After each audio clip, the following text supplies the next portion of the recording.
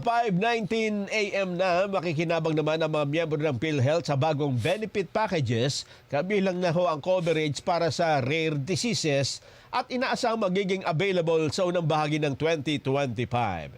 Inaproban ho ng Benefits Committee ng PhilHealth Board ang bagong benefit packages para sa atake sa puso, sakit sa bato, mobility limitation, oral health at 10 bihirang sakit.